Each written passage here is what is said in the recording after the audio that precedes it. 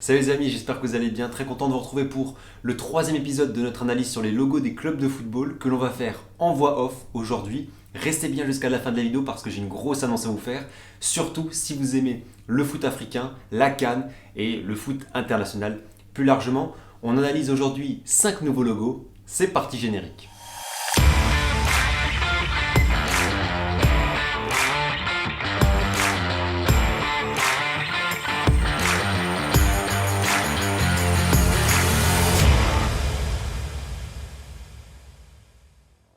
Premier club de la vidéo, c'est le club portugais de Braga qu'on m'avait conseillé en commentaire et qui est clairement lié aux emblèmes de la ville. Voici les armoiries de la ville de Braga, on voit bien que c'est quasiment la même chose. Les tours sont représentées comme les 3 boucliers qui sont les symboles de la ville. On voit également la Vierge Marie qui porte chance aux supporters du club ainsi que le petit Jésus et la couronne dorée, un des symboles de la ville. Seule différence, le bleu de Braga a été changé en rouge pour le Sporting. Direction la Bavière, au sud de l'Allemagne, une des régions les plus riches du pays avec un club colossal, le plus grand club allemand, le Bayern Munich. C'est un club qui porte une forte identité régionale. Bayern, ça signifie, vous le savez peut-être, Bavière en allemand.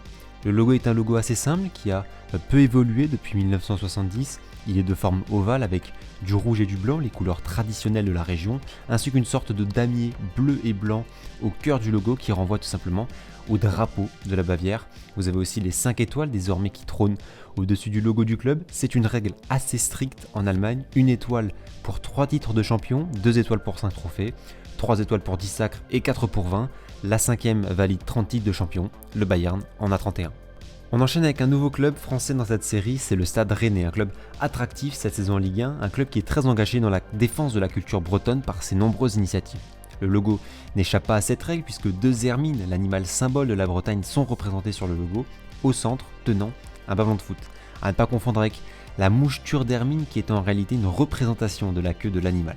Sur le logo, il y a aussi le nom du club, la date de fondation en 1901, ainsi que les couleurs rouge et noir issues de la fusion avec un ancien club, le FC Rennes. Mais d'après la petite histoire, les couleurs renverraient également à l'histoire religieuse du club avec le rouge pour la France laïque et le noir pour les catholiques.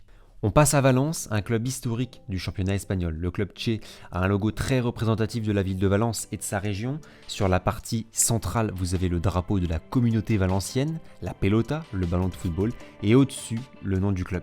Tout ça est couronné de l'animal emblème de Valence, la chauve-souris, qu'on retrouve aussi sur le blason de la ville. Pour la petite histoire, au moment de la Reconquista espagnole au XIIIe siècle, le roi d'Aragon avait vu une chauve-souris se poser sur son drapeau et depuis, l'animal s'est figé sur l'emblème de Valence jusqu'à son club de football. On termine par Southampton, un club qu'on m'avait conseillé en commentaire de l'épisode 2. Un très beau logo qui a vraiment beaucoup de symboles. Le blason moderne a été designé avec une forme de bouclier à partir de 1974. Vous pouvez distinguer sur ce bouclier la rose, symbole du comté du Hampshire.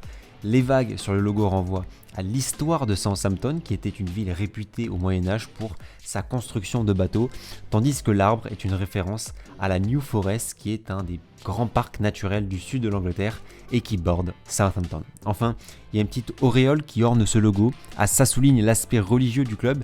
C'est pas pour rien qu'on appelle ce club les Saints, référence à l'église Sainte-Marie de la ville.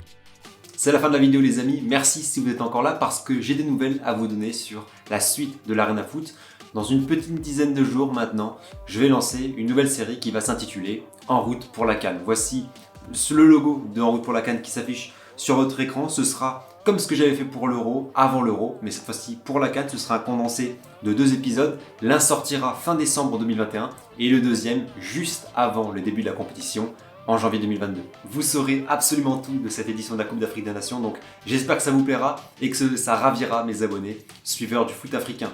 Si vous avez aimé cette vidéo, n'hésitez pas à lâcher un petit pouce bleu, vous abonner et activer la cloche. Ça prend quelques secondes, c'est gratuit, mais c'est très important pour moi, donc merci beaucoup.